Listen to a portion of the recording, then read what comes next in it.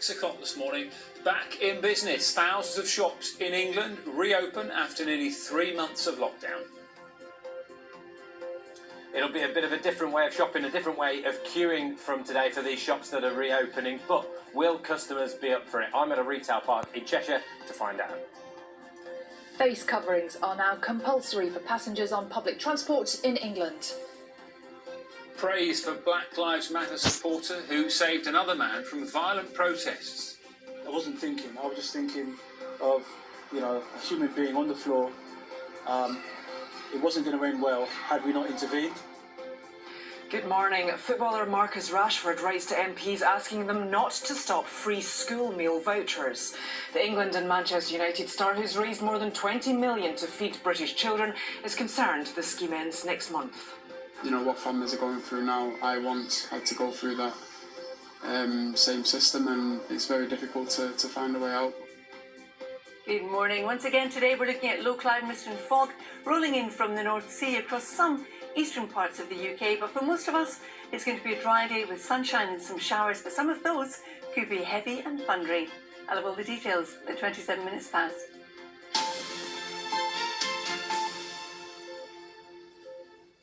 Good morning, it's Monday the 15th of June. Top story for you this morning. It's a day of major change in England as lockdown restrictions continue to ease this week. After almost 3 months, all non-essential shops in England, including clothing retailers and department stores, can reopen today if they stick to strict safety measures. Meanwhile, if you're travelling on public transport in England, you will have to wear a face covering from today or risk a potential fine. Breakfast's Graham Satchell takes a look at all of the changes. For almost 3 months, high streets have been deserted, town centres empty. But from today in England, things change.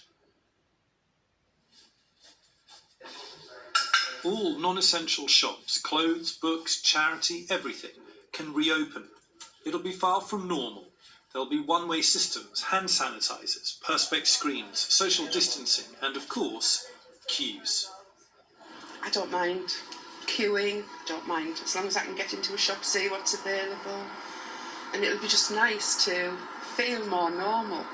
Even with the safety measures, I'm still cautious to go out into public, and I definitely think as soon as the normal shops open, that'll just be a huge rush, and I'm too careful about my own well-being, so I probably just won't go out.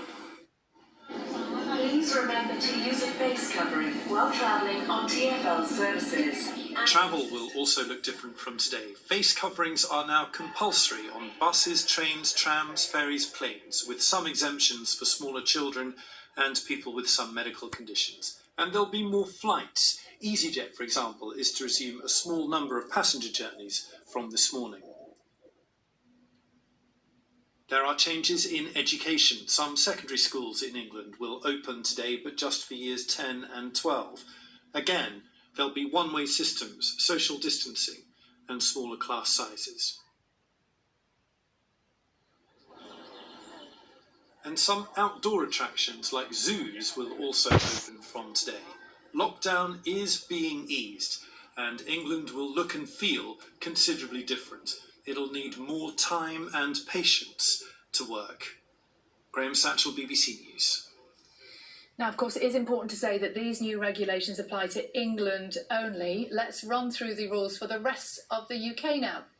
In Northern Ireland, non-essential retailers were allowed to reopen on Friday. In Scotland, shops are still closed, and the Welsh Government says they would like to see non-essential shops reopen from June the 22nd.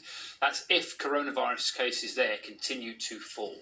In Scotland, outdoor tourist attractions like zoos and safari parks have been told to prepare to welcome visitors from the 15th of July, if it's safe to do so. No date has been set for outdoor attractions to reopen in Northern Ireland or in Wales. Let's talk face coverings. England is the only nation where it's mandatory to wear them on public transport. In Scotland, Northern Ireland and Wales, the advice is to wear coverings in places where social distancing is more difficult. Now, if you don't wear a face covering while using public transport in England, you could be refused travel. You could also be fined, but this will be a last resort.